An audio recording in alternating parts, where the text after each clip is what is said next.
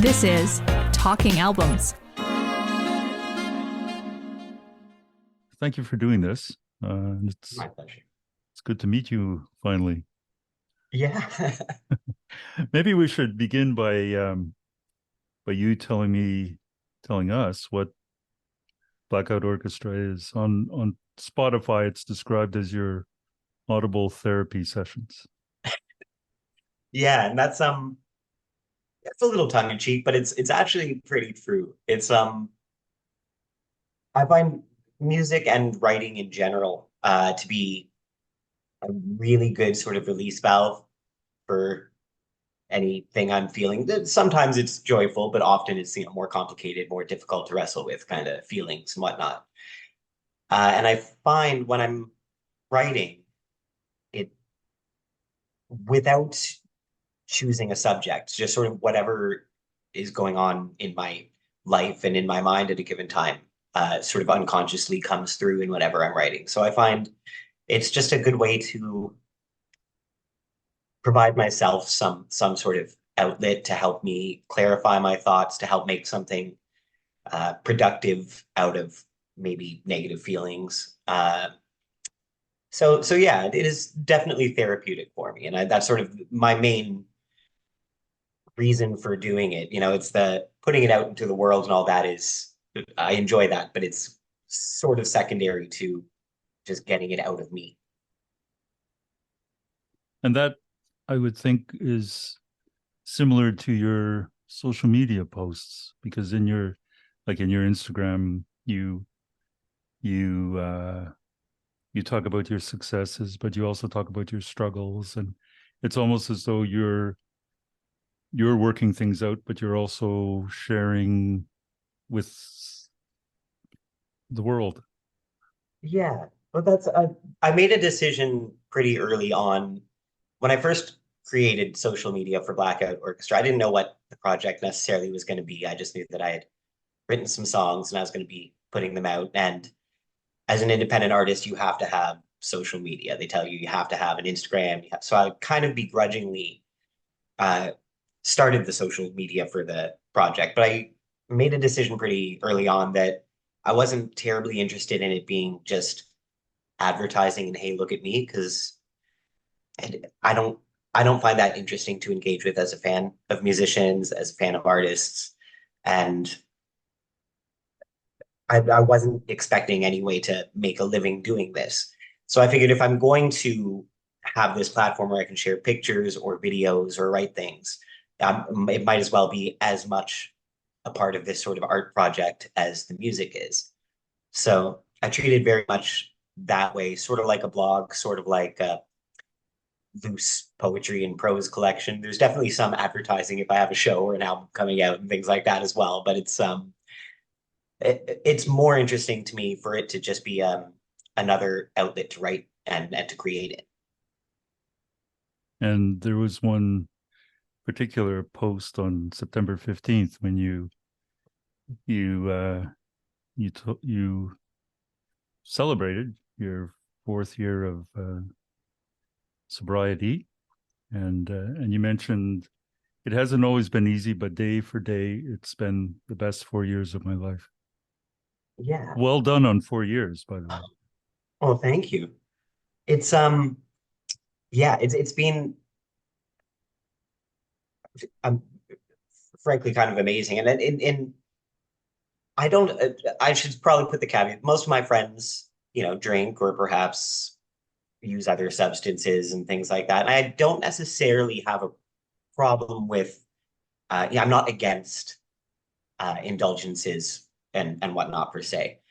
But for me, it was really destructive. And for me, it's coming from a background where, as far back as I can remember, and I can see signs from even a child, that I suffered from depression and anxiety. And pretty quickly, drinking became a form of self-medicating. And it's especially in the music industry as well. Most shows take place at bars, and I came up largely in the punk rock scene, and so you want to be kind of wild and crazy, and a great way to get rid of your inhibitions is to to drink or things like that. But it was definitely interfering in my daily life. I was constantly tired. I found myself every night, I would get off of work and I would want to shake off the stresses of the day. And that was a quick and easy way to do so. But it also then carried over into the next day where then I was tired or maybe hungover, and it made that day more stressful, which created the need to then self-medicate at the end of the day further. And it's sort of a self-fulfilling prophecy. And it sort of came to a head. I was in a very loving relationship, but one that person also struggled with some mental health difficulties and also struggled with alcoholism. And when we fell apart, my whole world kind of fell apart because that was all I really had going in my life.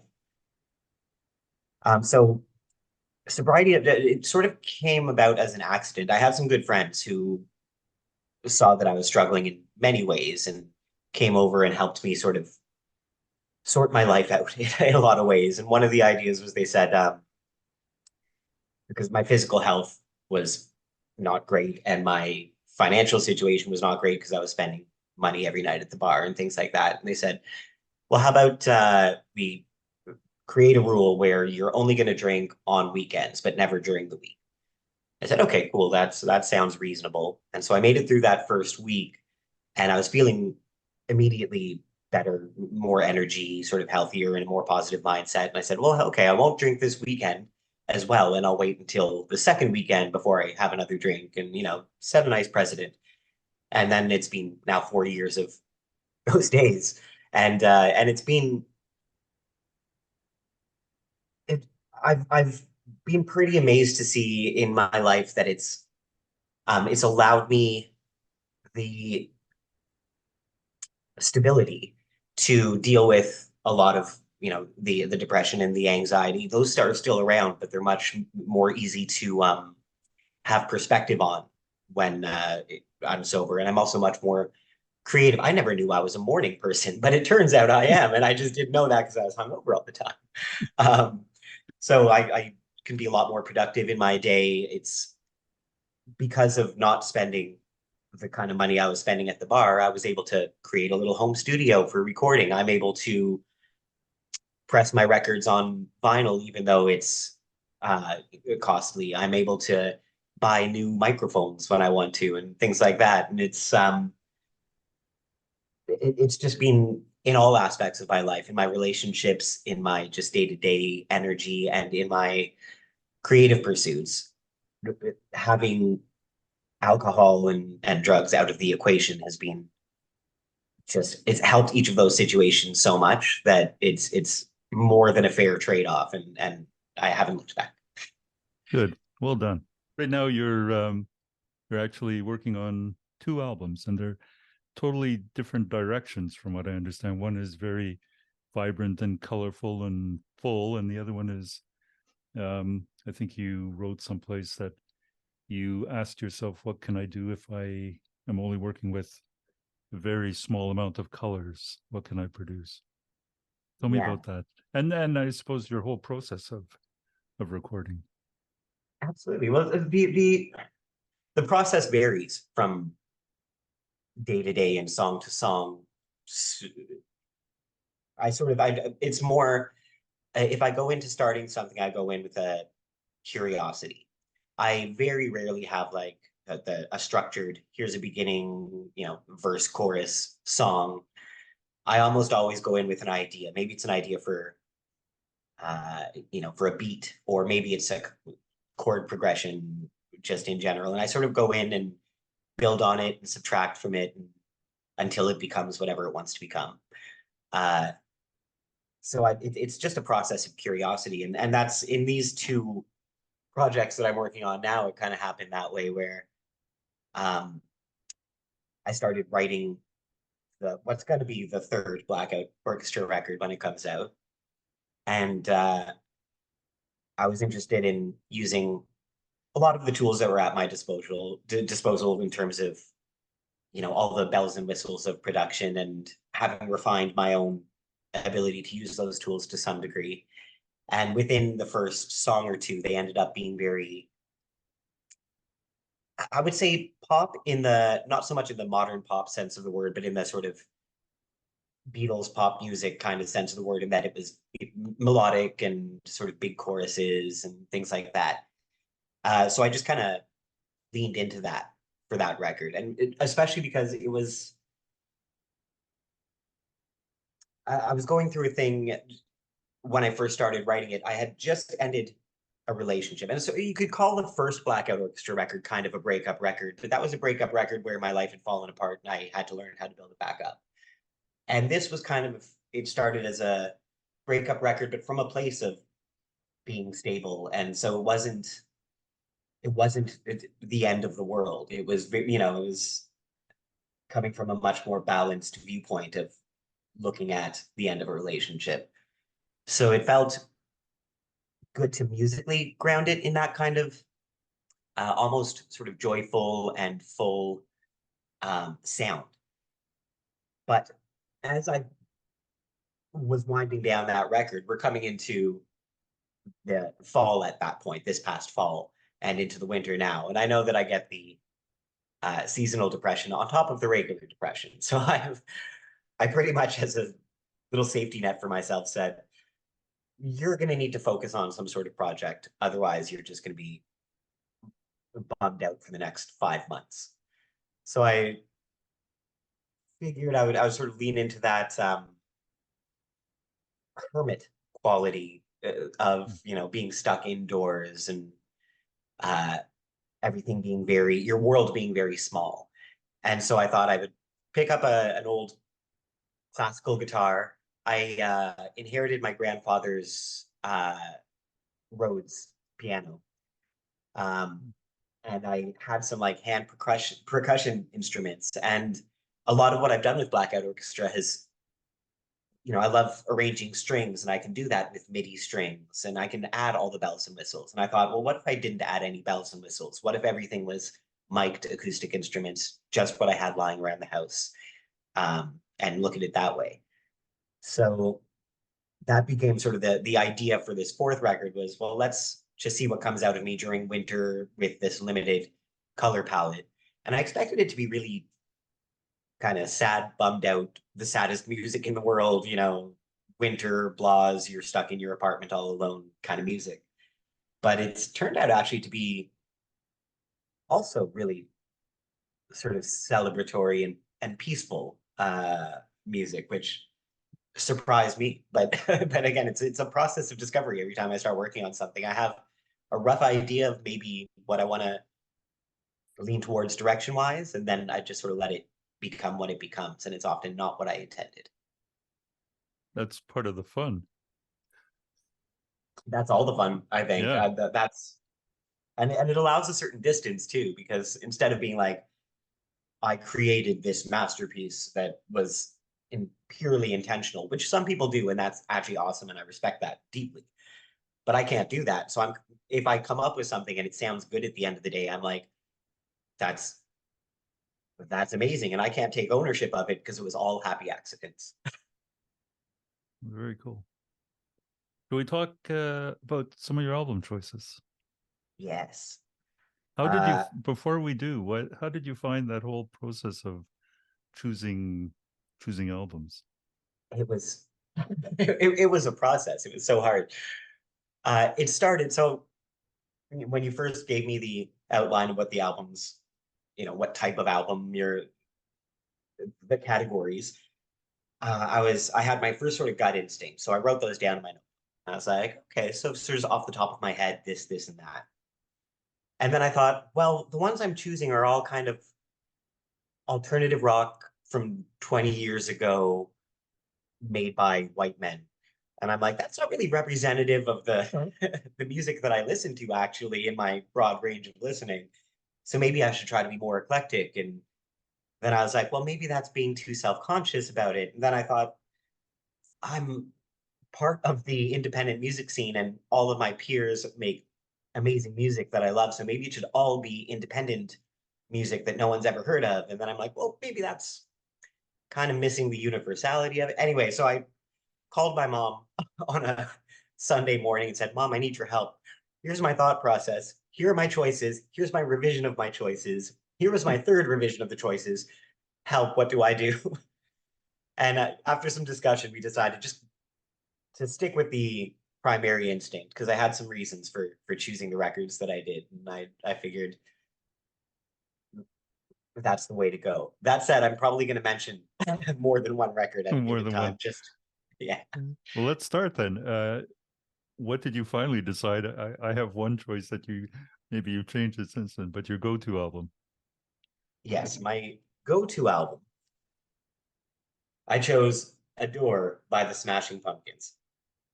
So, putting aside the conversation about latter-day Billy Corgan and the pluses and minuses thereof, that record is definitely the one that I listen to at least a couple of times a year, often more. And I have since it came out in 1998. And it's stuck with me for a number of reasons. If I look at the music that I was listening to at the time, I'd first gotten into alternative rock in, say, 96 and through to 1998, which was a broad category at that point because you're talking everything from Bjork to Nirvana to the Smashing Pumpkins to, whatever. If I look at Adore by the Pumpkins with the other records that I was listening to at the time, let's say In Utero by Nirvana, that's not a record, although I love that record and it was a huge influence on me, it's not a record I revisit a lot because I'm not angry in the way that I was or angsty in the way that I was as a young person. But Adore was relevant to me when I was 14, and it's relevant to me today when I listen to it, both musically and lyrically, because instead of sort of the angst of youth, it's very much about passages, about melancholy, about loss and grief and hope. And so it's something that is as relevant to me today as when I first heard it, and I listen to it quite regularly. And it's been pointed out to me as well that in terms of what I do, although I wouldn't, when I started Blackout Orchestra, I wouldn't necessarily have thought of the Smashing Pumpkins as an immediate large influence.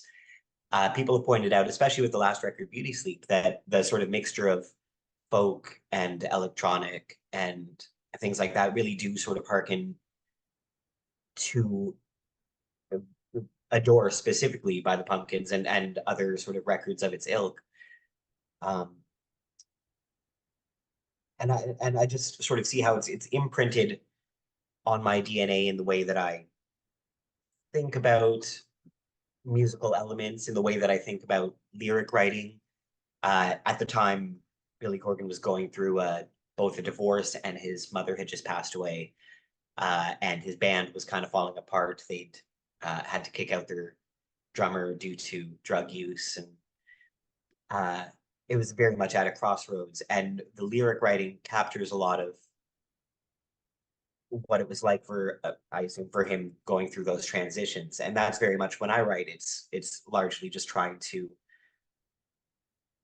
capture and express and release what I'm going through in transitions. So it's a huge part of sort of the makeup of who I am as a music lover, but also as a musician.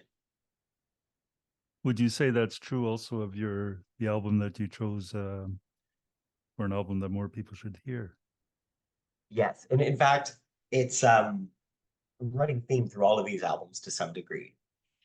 For album that I think more people should hear, this was the very hard one because again, I have great peers that should be heard, and I thought there's a few. Mid Power Trio have a great record that everybody should hear. Zinnia, Sensations, and Two Dot is a beautiful record that everybody should hear. But the one that I chose is sort of going again back to my youth to a degree. It's Electroshock Blues by the Eels, which I sadly do not yet have on vinyl. It was a very limited release and I was broke at the time. So now I'm scouring record stores constantly for it. But it is huge to me in that it was similar to the Pumpkins record. He E, the main singer-songwriter of this project, his sister had struggled with mental health difficulties and committed suicide. And within a year, his mother died of cancer. In his younger days, he actually had discovered his father dead of a heart attack when he was a teenager. So he's dealt with a lot of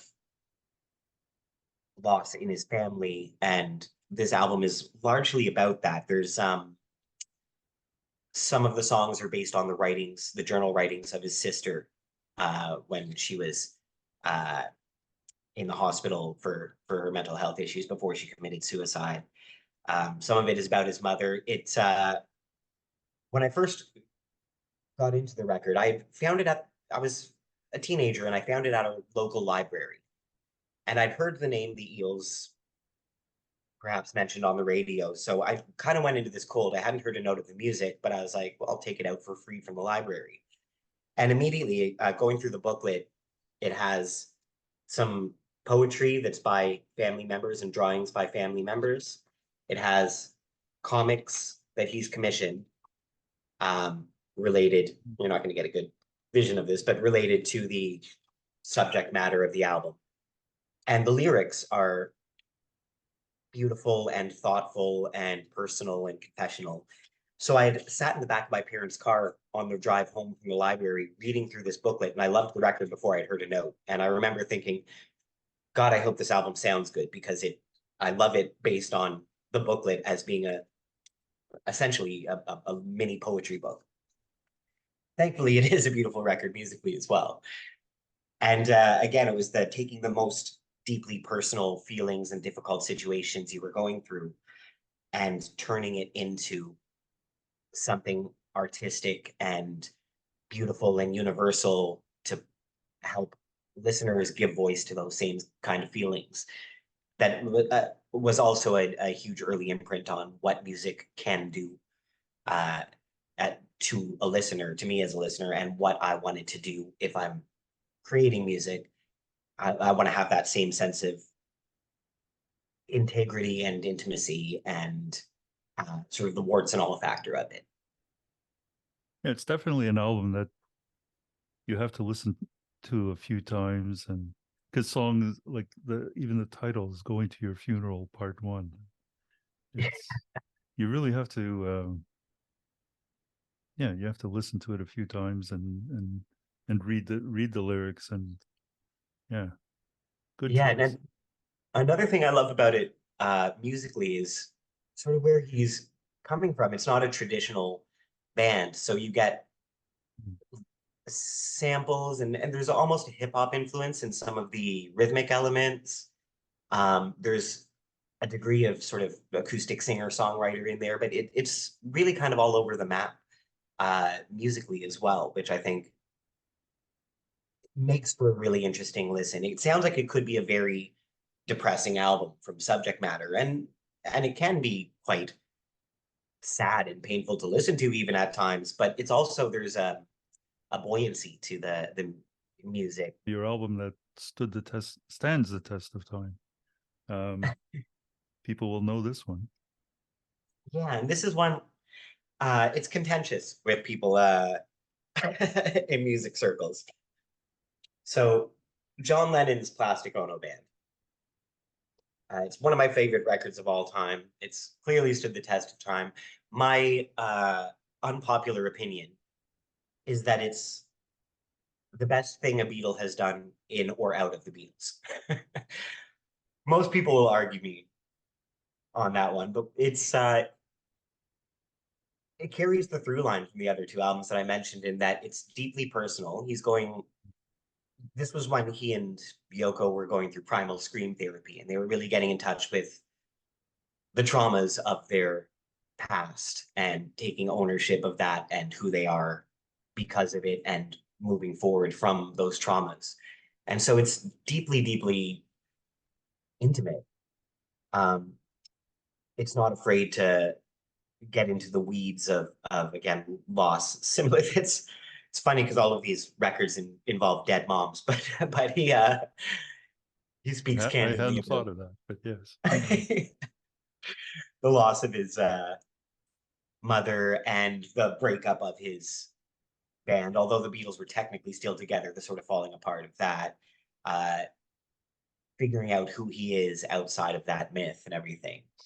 Um, and musically, it's very minimal. I can hear a sort of cross influence, maybe it influencing or being influenced by punk and post punk, even though it's not a punk record. I can sort of draw a clear line between some of the songs on this record and Joy Division, for example, in its being minimal, in its downbeatness. I just think it's I really love beautiful, personal, intimate records where someone really takes you where someone doesn't bother with any masking or any persona and instead just really gets to the heart of who they are and what they're going through. I read a quote by Yoko, and it said that it was the album was John's soul stripped down. Yeah, I think that sounds. I mean, I didn't know the man, but that sounds absolutely correct to me, and I think that's the beauty of it. Yeah. Now that's the end of your choices. I gave you an album to listen to. Yes, Chloe Laberge and the Seasons, and it's called Chasing Dawn. Did you yeah, get a chance to listen to it? I did several times, and it's beautiful. There's it's funny because it's hard sometimes to come to records without your musician or production cap on. And listening to this record made me kind of jealous in a lot of ways. Um, she clearly has a voice and a sense of musicianship that's just very, very well refined. And sometimes I don't like great singers or great players because I can find you get, too showy and there's no um, soul to it. But this is the opposite. This is both perfectly skilled while not using it for the sake of showing off in any way, just fully in service of the songs. And I was again kind of jealous listening to it because I'm working on this acoustic record right Hmm. now. And I find, I have certain default tricks that I go to, which is that like often I'll build a song and I'll build and add parts as it goes on till it builds to a very um, layered climax. And listening to her and just how she leaves so much space there for you to inhabit as the listener that I thought was really like, oh, I want to be able to do that. How does she do that? How does one do that? Um, so I thought that was beautiful. And there's moments that really, really hit me. I think that the song that hit me the most on my initial listens here was George's song, the second track. And it hit me in a very personal place. She starts out the song saying, George called and said, "You've been a bad friend." And uh, and I knew he was right, but I still fought it in the moment, or something along those lines. I'm paraphrasing, but and to me, it's sort of the song goes on to talk about how you need those people in your life who know when to give you space, but also know when to call you on your bullshit, frankly, Hmm. and like take you to task. And I love that, and I think that's so important. And it made me think of when I was talking about how when I got sober, and those friends who I'd gone through this breakup, my health was not great, and they just showed up at my house one morning and were like, "Look, we're putting you on a plan to get healthy meals in you, to cut down on your drinking, to put together a budget." And they helped me clean my apartment that had gotten quite filthy over years of self-abuse. And they were friends who weren't afraid to say, look, you're in a bad state and you're messing up your life and you got to do something about it, and to really hold me accountable. And having people like that in your life so Hmm. necessary.